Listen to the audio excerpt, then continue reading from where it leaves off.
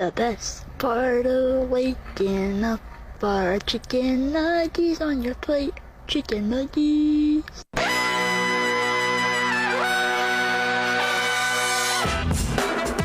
Good morning, sweet world, and welcome to the No Dunks podcast on the Athletic Network. It's Thursday, December 5th, 2024. I'm J.E. Skeets here in the Classic Factory with no pumpkin pie in sight.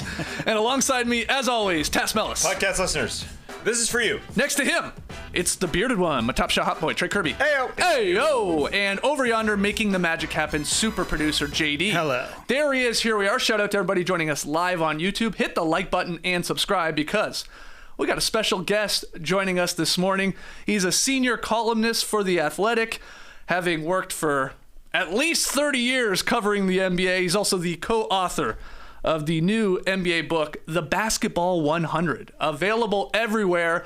That link is in the show notes. He's one of our favorites to always have on the show. It's Hall of Famer David Aldridge. DA, what's up, my guy? Gentlemen, what's happening? Good to see you. Great to have you on. Really excited to talk a little bit about this book. And I guess the first question, the Basketball 100, it is the definitive ranking of the 100 greatest NBA players of all time.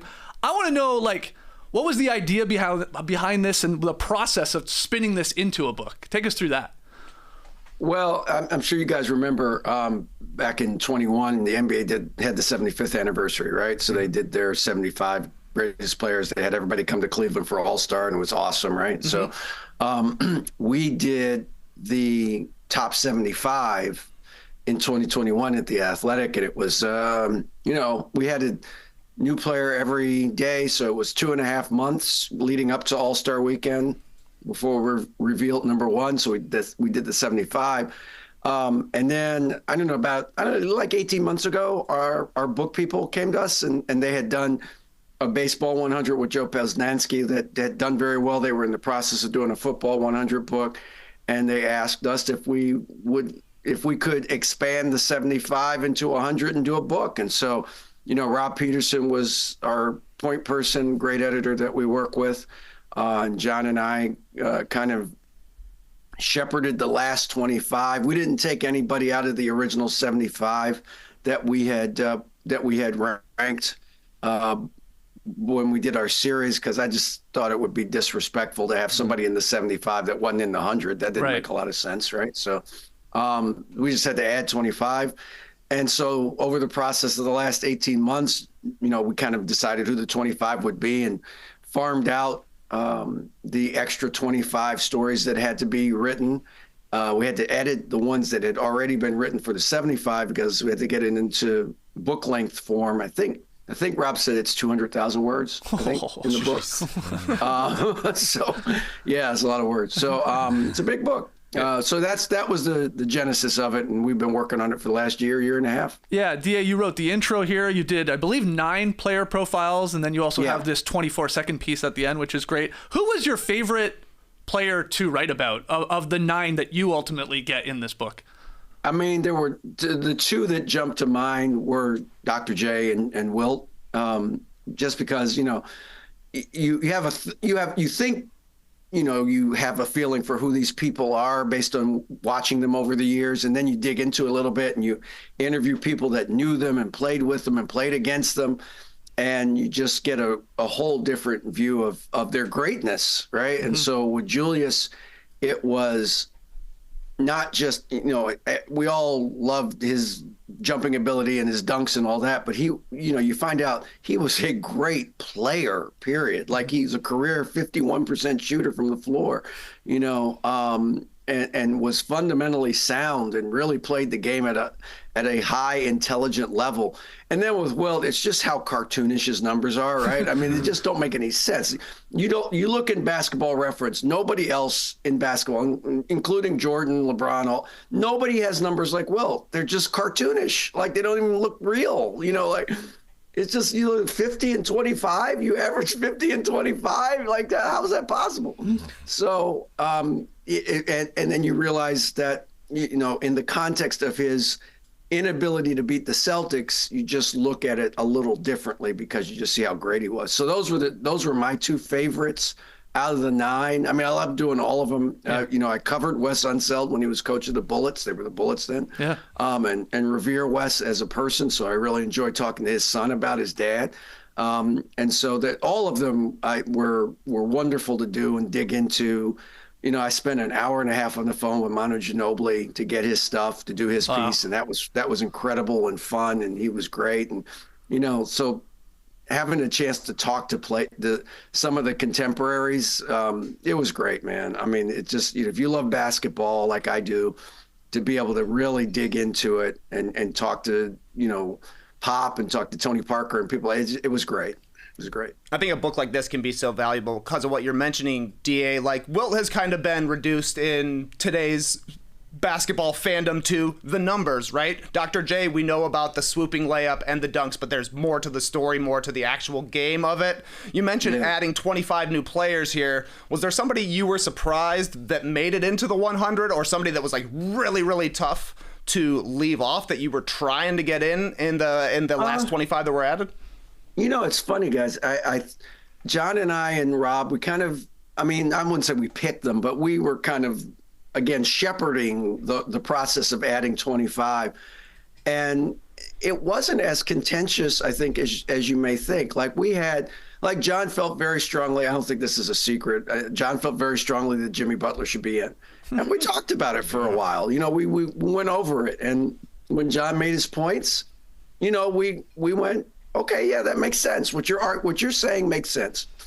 I felt very strongly Dave Bing should be in the 100, because of his if you look at, he was second in the MVP voting a couple of times. He was a terrific guard for the Pistons for a decade. And because he didn't win a championship or make a finals, a lot of people have forgotten about him. But, when I made my case, they said, yeah, that's a good point, So it wasn't that bad. There were, I would say, and again, I don't think it's a secret. I hope it's not. Klay Thompson's not in the 100. Was he close? Yeah, he was real close, real close, and we talked about it and we hashed it out and we, and what it came down to is somebody's got to be 100 and somebody is going to be 101. It doesn't mean 101's a bad player. It means we had to pick somebody to be 100. So we did. And so other than that, there were a couple other guys, but for the most part, it wasn't that contentious. Like, we really came to it. I respect John a great deal for what he's done in terms of advanced numbers and really thinking about the game in a different way. And I think he respects me because I'm old and seen some things. And we both respect Rob a great deal. So, we were able to kind of figure it out between the three of us. So this book does go Magic at number 5, Bill Russell number 4, Kareem at number 3, and then LeBron at number 2, and Michael Jordan at number 1. I've heard you talk a lot about MJ is your GOAT, DA, but is there a case to be made for LeBron or Kareem or somebody else to be the GOAT? And I guess in LeBron's case, can he still even get over the hump? Or is that going to be to you MJ's forever? I've said this many times, guys. LeBron's got a case. Like, it's not like he doesn't have a case. He's got a case. Like, it's a legit case too. The all-time scoring record aside, which is its own thing, right? Yeah. And has value. But just he was in, 9 straight finals? That's Russell territory, right? Like, that doesn't happen that people don't do that. Like, the greatest players in the game, Bird and Magic weren't in 9 straight finals. Right. Michael Jordan wasn't in 9 straight finals. So he gets props for that. So and his passing and his leadership and all of those things. So he's got a case. Kareem's got a case. Yeah. Like I've said this many times, Kareem had 1 career three-pointer. 1.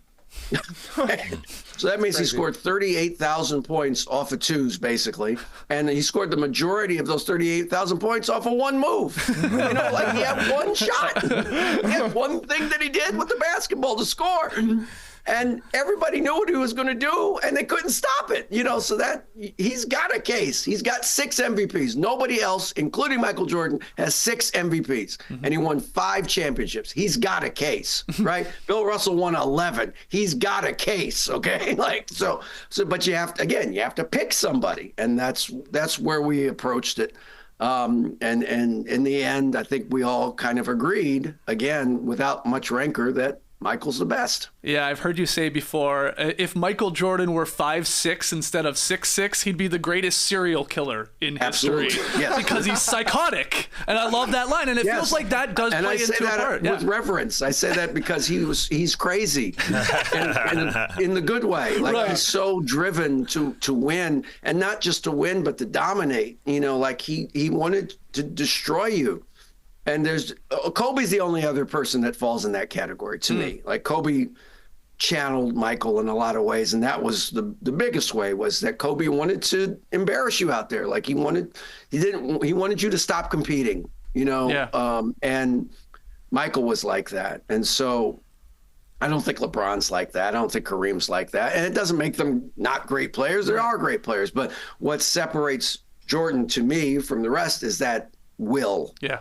That desire to dominate and that desire to bury people that we're trying to compete and win championships against him.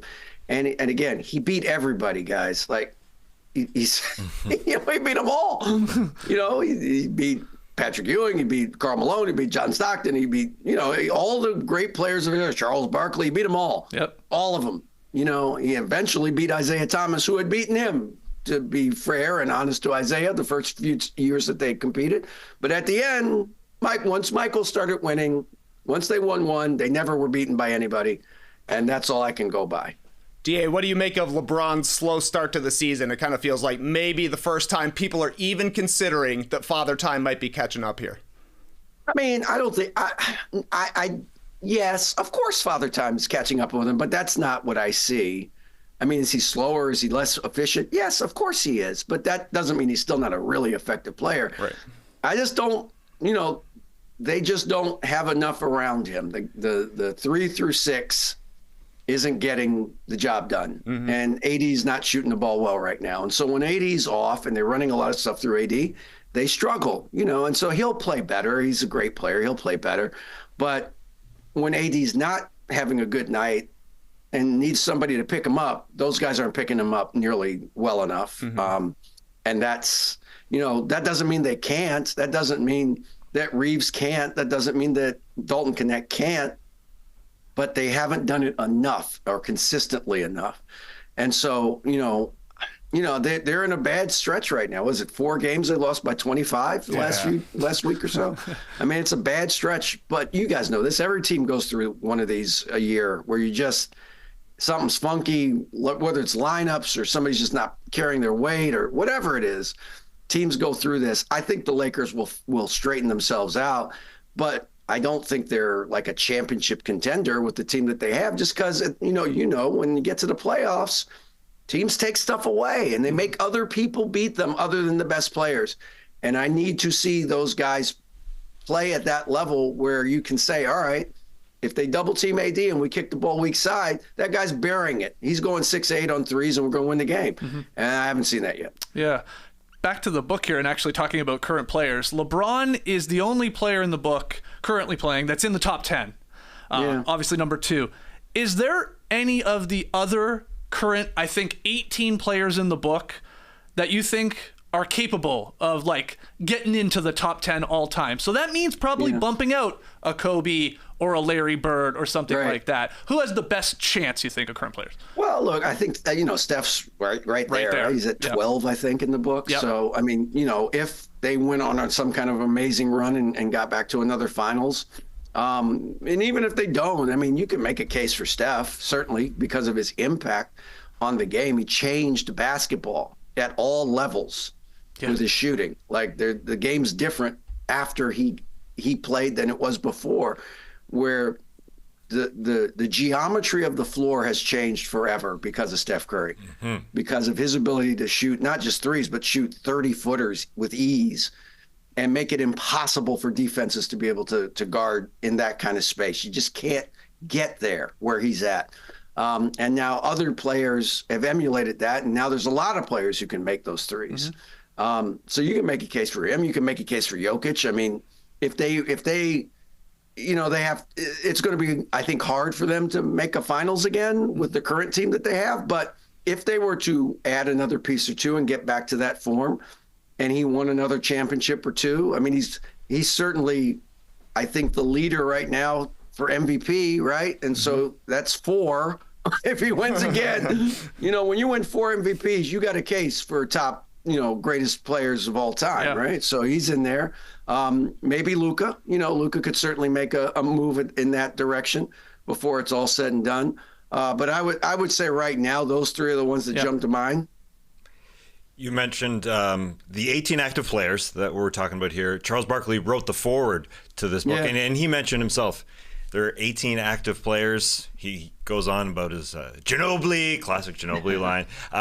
We wouldn't be doing our job as a sports podcast unless we made fun of Charles Barkley. So my question is, did Charles actually read this book, do you think? Excellent question. I hope they ask him that on Inside. He did write it, though, because, I know, because I asked him to, and he was very gracious and did it, and we were able to get his words in it.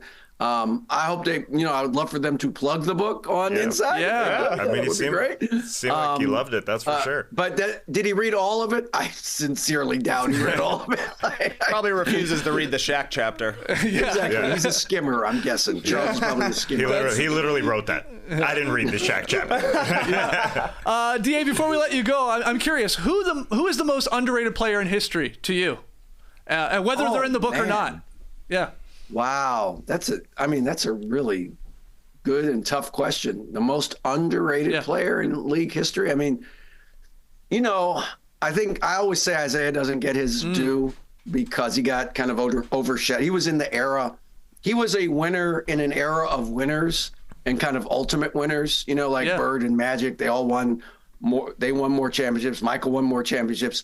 But Isaiah, being a point guard, winning 2 championships and leading the Pistons for 12 years of excellence, basically, is underrated, I think. But I also think of it like Rick Barry was a great player, guys. Like, he was great. He was a terrific player for a long time and came up. It's interesting. If he had played in the ABA, he might have put up better numbers and maybe be more highly regarded. But the fact that he kind of decided I think he only played 1 year in the ABA and then went to the NBA. But he could have put up monster numbers in the ABA with his ability to score. So that's another kind of guy. I did the piece on Moses Malone, and Moses was, very unsexy. He just went up and got rebounds and drew fouls, and people don't think that that's exciting. I get it. I understand. But, he was really effective at it and won 3 MVPs and was a great leader on all the teams he was on. So players like that, I always think are kind of underrated just because they're not remembered as much. And then, I would end that with Oscar Robertson.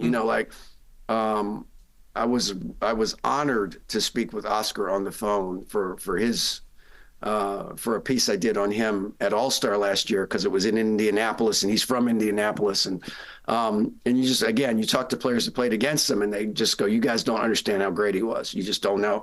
And so players like that are kind of forgotten in this era, I always like to try to resurrect and kind of give them their flowers. That's fantastic. Well, this book is awesome. I'm making my way through it. I've read all your chapters, DA, but I got a lot of guys to go, but really highly recommend, again, for any basketball fan in your life for the holiday season, I would pick this up because, you move quickly. It is a chunky book. There's a lot of words, but, each chapter on each guy, it's digestible. You can make your way through it. So congrats on the book, DA. Really appreciate you jumping on with us, and happy holidays, man.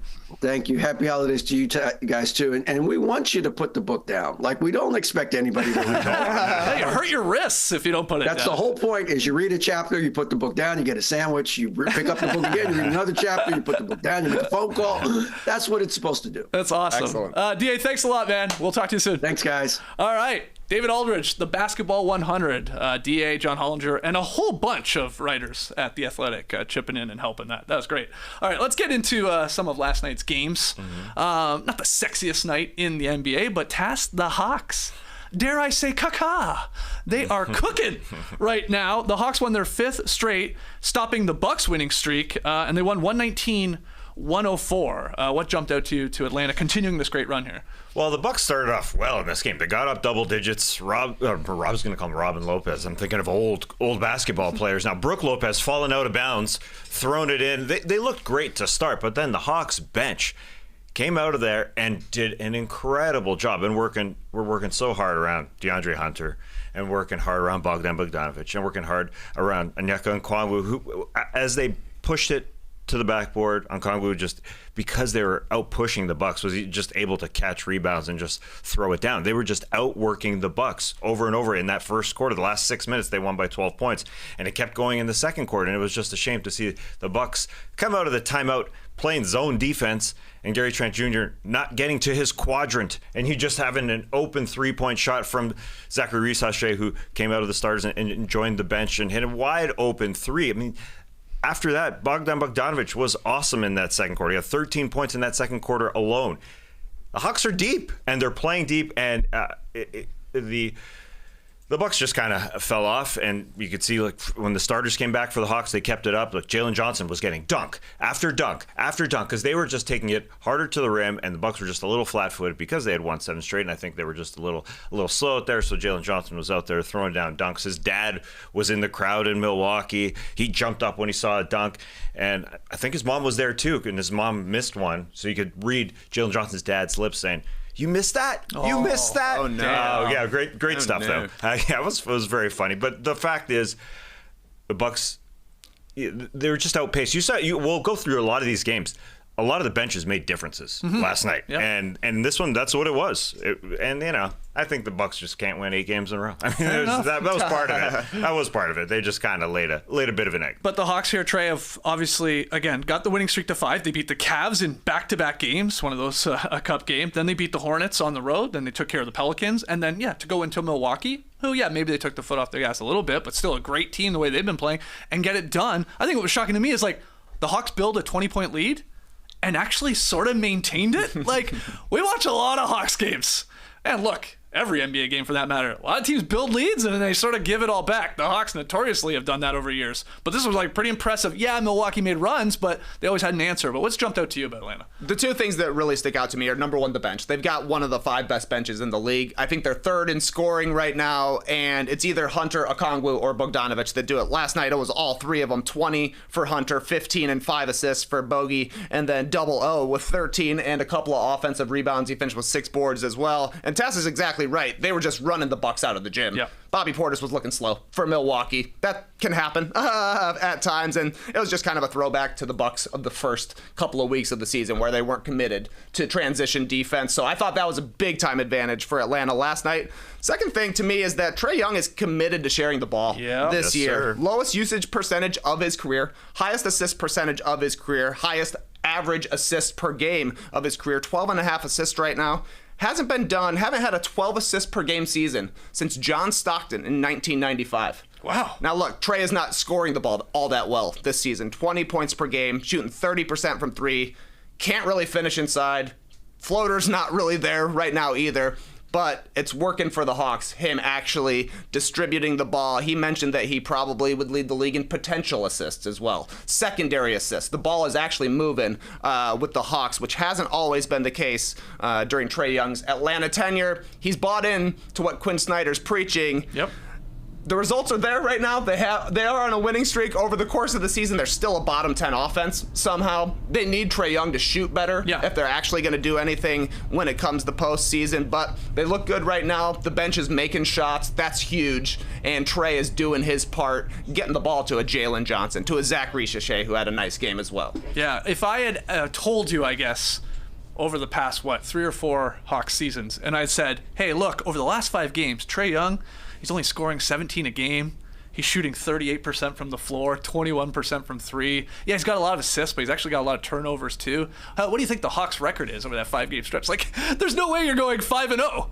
You're going, I don't know, maybe they eked out a win or 2, like maybe 2-3, 1-4 probably. But yeah, this is the wild part, that he's sort of taken a step back offensively in terms of scoring, and everybody else is eating And it is working, or at least resulting in victories. And a big part of that is the bench and a little bit of defense. My God, it's nice to see. Yeah, and him just strictly just passing more, even if they're not assists. He's taking fewer shots as well, to add on to Trey's comments about Trey.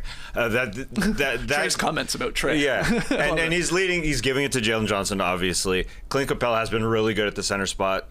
I got to eat my words. I thought this was going to easily be the year that they trade him and move on to Onyeka Okongwu, but he has been awesome. Dyson Daniels has been stupid good a lot of the time out there, obviously defensively and all that, and finding Reece Sachet over and over. The fact is, Quinn Snyder's got 9 deep that he's going. Kobe Buffkin was really good off the bench too, helping out. I know he's only 1 for 5.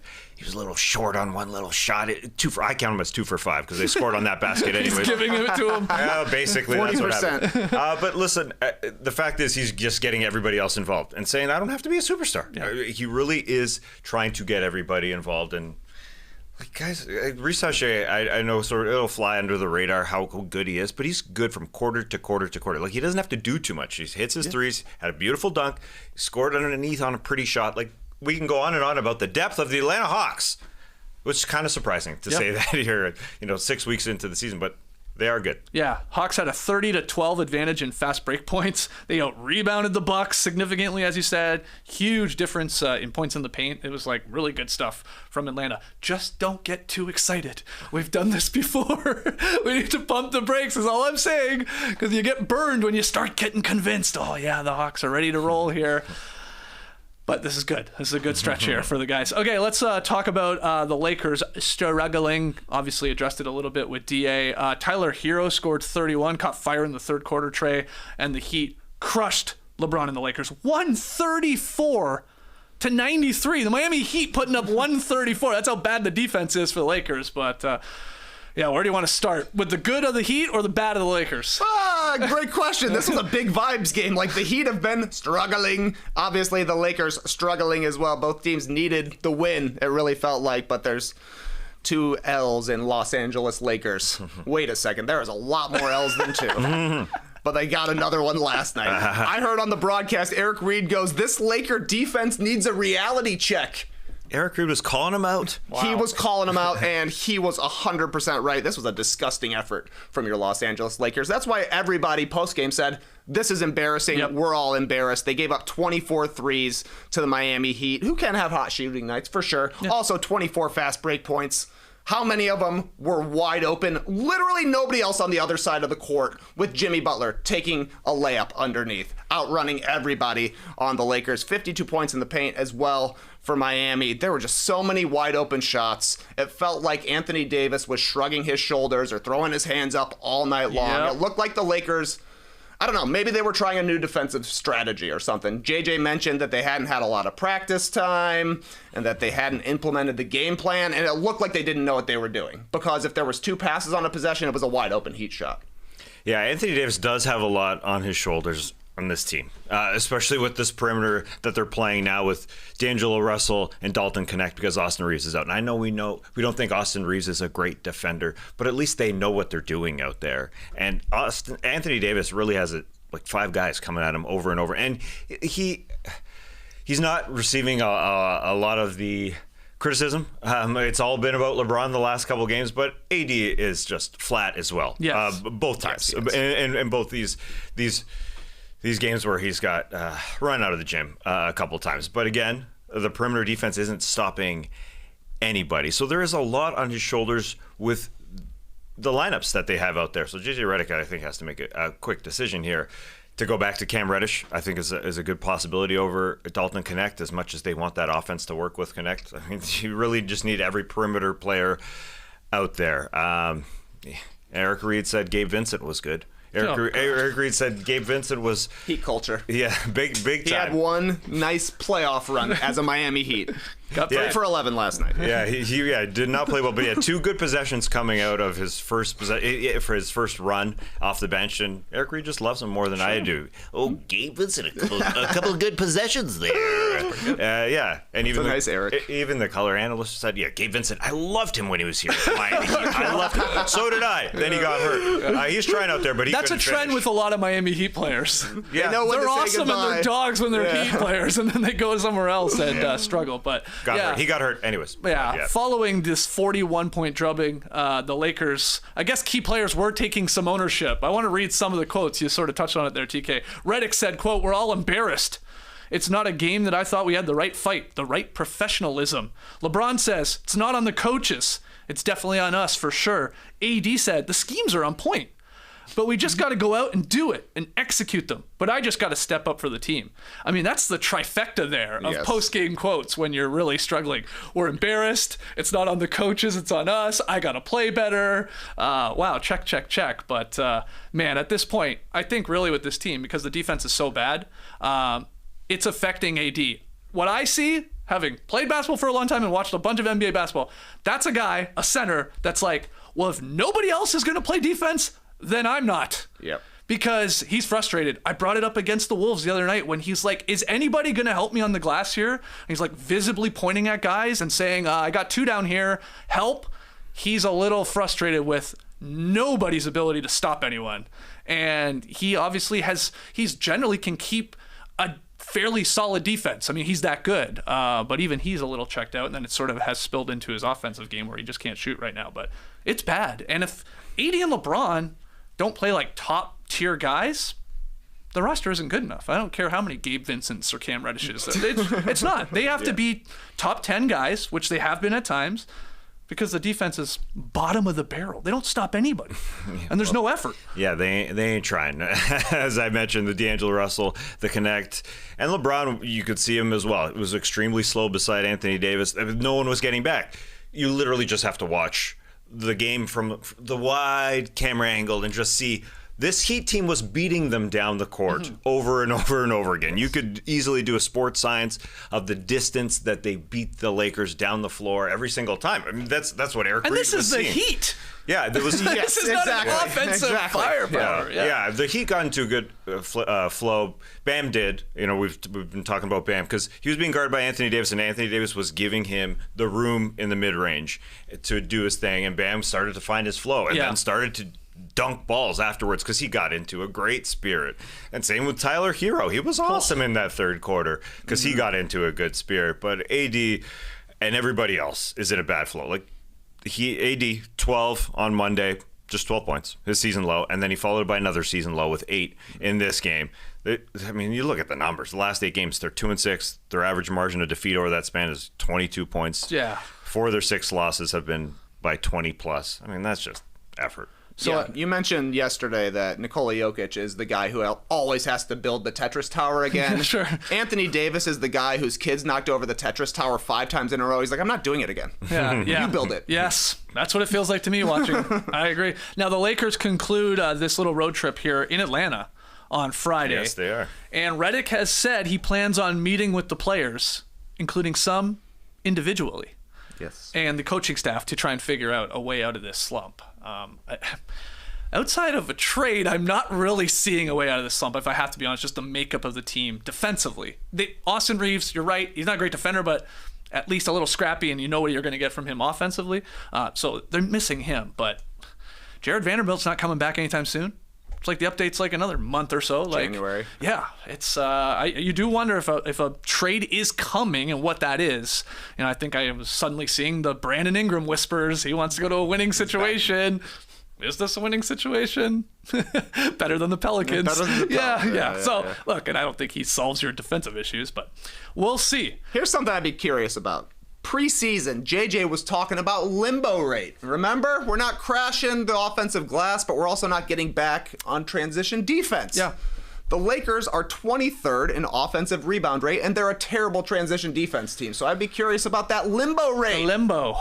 Yeah. Where are they in limbo? I don't know. We also were talking about if the Heat would have an all-star this season, it would be Tyler Herro. It's Herro. He's on fire.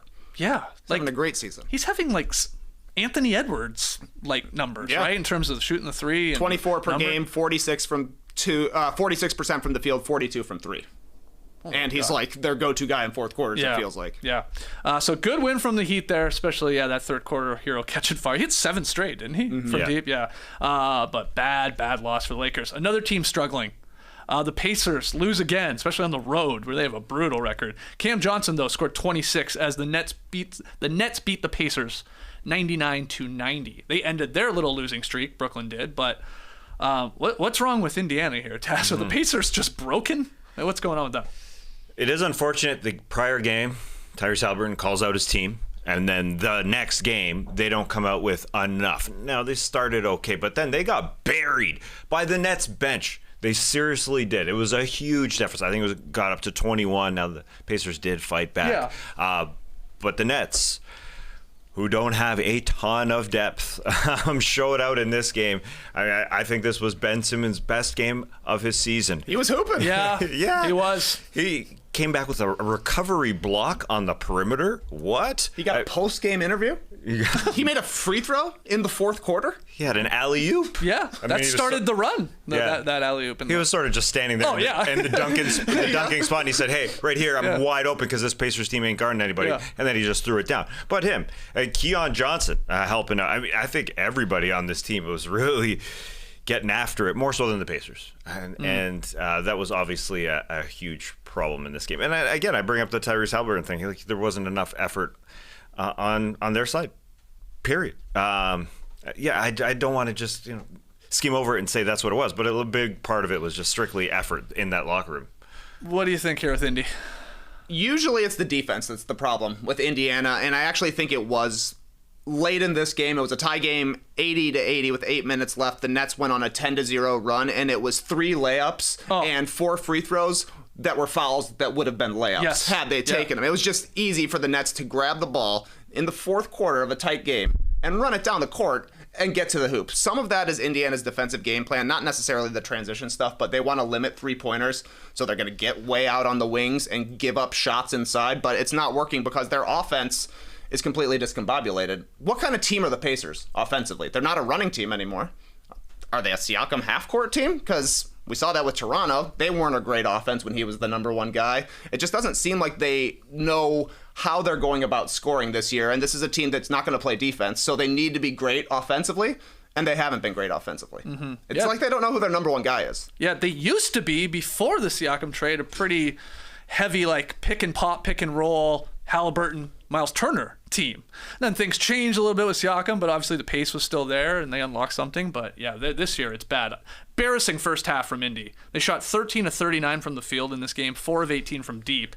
And then they also turned the ball over 12 times. But then just as bad was when this game was tied. You said it. You guys went through it. Simmons gets the oop, easy oop with like 7.5 to go. And then it was a layup line for the Nets. Jalen Wilson drove by Halliburton for a layup. About a minute later, Wilson blows by Halliburton in like sort of semi-transition. A minute later, Shake Milton, nice steal. He finishes the layup on the fast break. Some good old Matador defense from Halliburton. So, yeah, look, and that's not his thing. He's not a lockdown defender, but this was bad. Because then it was like offensive rebounds, like a tip-in from Sharp, then another one that Wilson grabbed and scored. And then Schroeder blew by, I guess it was Mathurin, that one at the end, to sort of ice the game. So after the Ben Simmons dunk, it was like, besides free throws, it was like 5 layups and 2 tip-ins or something like that. Yeah. Brutal. Like, especially for a team that's like, we need a win. We need to stop the bleeding here. And they did it. Yeah, for Halliburton to call them out the previous game and to not get into their fast pace selves, which is gone this season. That's the odd thing, that they weren't into their pass mode. What they did so well last year was just overpass, be the number one passing team, and they just lost that, and that's the weird thing. And yeah, calling out Halliburton and not, air quotes, leading the team like he seemingly did last season is the right thing to do. I think that's what's hurt them offensively. They just ain't that same team that runs out and tries to kill you with their passing. That's what made them so good. That's what made it hard to play them every single night. And then I bring up the bench, the Nets bench with Ben Simmons. Shake Milton was awesome off the bench, and Day'Ron Sharpe. Like, all 3 of those guys, along with Trendon Watford, they just kicked the Pacers' ass. And then usually that's the T.J. McConnell-led bunch from the Pacers that do a good job at that. But they got smacked. Yeah. Everybody got smacked. There's something going on with that locker room. You think so? Well, I guess. They're not being led. I don't think they hate each other, but they're not. Yeah. They're not a good ball team, that's for sure. The other games last night, we had the Celtics withstanding a 3-point spree there to beat the Pistons 130-120. The Wolves cruised to the 108-80 victory over the Clippers. I don't know if you guys saw the score early in this game. It was quite a deficit early. To bed. Yes, did not need to stay up for that one. There was no second half comeback. And then Wagner and Suggs, Franz Wagner, I got to point that out. His brother is on the team. And Suggs powered the Magic to the 106-102 win over the shorthanded 76ers. No Embiid, no Paul George, no Lowry, no Drummond. I think I've named the guys, but any of those three games, TK, jumped out to you? I thought a nice win for the Magic to actually hang on. A little closer than it probably should be. Jaylen Brown had a really nice dunk, and he's going to be getting fined. I don't think he can do the throat slash gesture after it. That was a ferocious one as well, staring down beef stew. That was a great dunk. Yeah. I think he even not apologized, but he's like, yeah, I'm probably gonna get fined for that. I sort of got caught up in the heat of the moment. Yeah. And I think Dwayne Wade once got fined $25K for doing that. I think when he was on the Bulls, I want to say, yeah. Whoa. I think so. He probably will get fined for slashing the throat. What a change up. He went from the monstrous dunk, putting the seatbelt on, to cutting the throat. That was a weird one. He looked like, that's getting fined. Yeah. There's no doubt about that. And that's why the referee asked him about the seatbelt celebration. Like, what are you doing? Should we fine you? What is this exactly? Because you can't do certain things, and I think slashing a throat is one of them. Do you think he can try and say, no, I was putting the seatbelt across my neck. Like extra safety, sir. Sure. No, yeah, he's probably screwed. The neck brace. Yeah, exactly. I'm with you about the Magic win. I know it's against, again, the shorthanded Sixers, but that showed me something, the makeup of this Magic team, because they are coming off, or they rebounded from a bad loss the night prior to the Knicks there, or their last game, I should say. That's what good teams do, right? You have a loss where they got embarrassed. I mean, I know they made it respectable and did the old point differential to still make it to the knockout round, but they came back and got this victory, and it was tied after three quarters, and then they went on a nice little run and took care of business. I was like, okay, that's to me when you're like, oh, you're a legit, really good team. They've won 13 of their last 15. They're third in the East, and Wagner was a monster again, 35 points, and Suggs was the one hitting three-pointers for them last night. They only hit 8 three-pointers as a team. He hit 4 of them, and they won this game. In 2024, sort of tough to do, but a big part of that is, their defense is good enough. Yeah, Davis Caldwell-Pope makes a big difference on that team. He had a steal, got in the passing lane. He had a steal on a fast break for the 76ers where he just got in there and stole. He had a steal when he was helping out as the low man, doing all those things. That's what a team does if you want to show up. That's big time. The offense, definitely questionable, how they don't have a lot of guys shooting threes. Anthony Black coming through with the new braids, and also just slashing to the hoop. And then when you got Franz Wagner, he's a different guy now. When he gets a little bit of a runway down the lane, he gets a pick set for him. He's so good at performing. Whether or not he's got to put his shoulder in somebody, he just looks like a very different player. He's so much more confident when he gets the ball coming down. He dunked on Gershon Yabusele, big time dunk. So they've got everything going on for them. Lots of good stuff there on that side. Yeah, and TK said if the Heat do get an all-star representative, it'll be Herro, and I don't think there's any question at this point. The other Florida team, it's Franz Wagner as a, dare I say, a lock. It feels like to be an all-star with the numbers he's putting up, especially with Paolo out. Yeah, exactly. I mean, Paolo's been out for 15 games almost at this point, so it's definitely going to be Franz. They did the same thing similar last year, right? They started 14-5. They had a 9-game winning streak. At the end of November, into December, they got one all-star. Probably the case again this year. It would be Franz, since he's been the man once Paolo went down. The interesting thing is going to be seeing if they can get efficient play from Paolo and from Franz when they're both on the court together. Because Paolo soaks up a ton of possessions. Not always the most efficient guy, though he has been when he was on the court early this season. Franz the same. Great player. Usually more efficient than Paolo, especially when he's shooting the ball like he has been this season. When they're actually on the court together, both trying to have 30% usage rates, what happens? Who cares? Good problem to have. Look at the Celtics. They took them forever to figure it out. True. They did. True. It's a good point. Any other... sorry, go. Yeah. One thing that I need to note, I can't believe it, but the palming violation is back. They're back! Yes, they are back. I thought palming was dead because players can kind of sort of put their hand underneath the ball and then get away with it because it's not quite underneath the ball. It's not called. Until Franz Wagner was called 2 nights in a row. Franz Wagner, guilty both times. And the cherry on top, John Morant also called for palming. Maybe NBA Cup games are called a little bit tighter because the palming violation is back. I do remember that John Morant one the other night. Yeah. Yeah. I mean, dead. look, they are doing it. They are palming it, but if you watch Trae Young, watch any lead point guard that has the ball in their hands a lot. There's a lot of just like, look, yeah, sure, call it. Great. That's why it's shocking when they're actually calling. I know, you're like, whoa, what? I remember when the NBA basically made Jordan Poole into a terrible player because they started calling palming violations and it was over for him. Yeah, that's right. Yeah. That's the last time this happened. Yeah. All right, any other notes on any of those games? Probably not a lot with the Wolves-Clippers game. Well, hey, Franz Wagner, twice violation. Minnesota Timberwolves twice held LA teams to 80 points. Yeah, that's true. That's not bad. Nicely done. That's well done for them.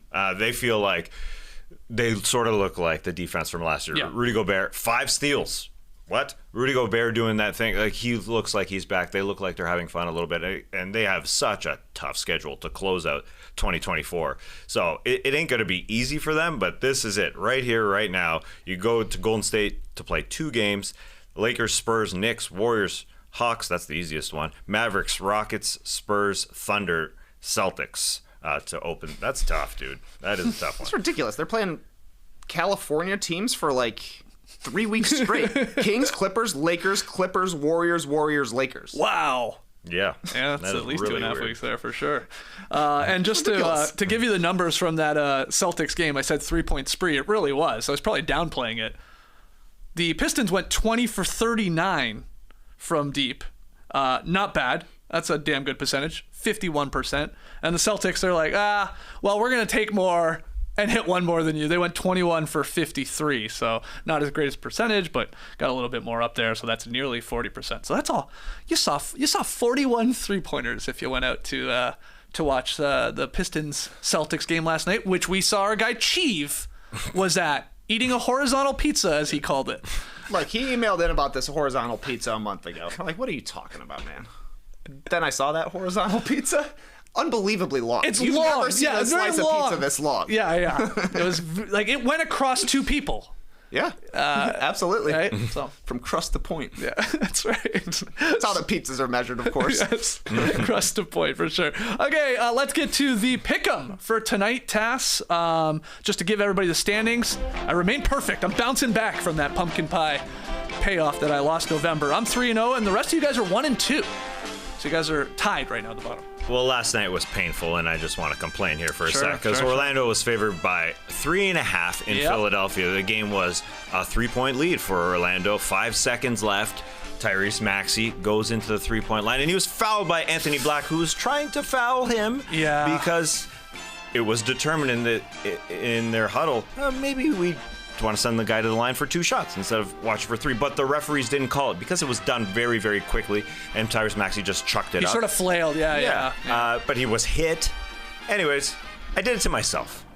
And that's what really hurts. So you do it to yourself. You do, and that's what really hurts. Why? Because you said they were up 3, and then I guess they fouled then too. Yeah. Yeah. Then they went to the free throw line. They made it 5 points. But I knew Orlando going into Philadelphia, 3.5-point favorite. I knew Philly didn't have Paul George there, or unlikely to have Joel Embiid.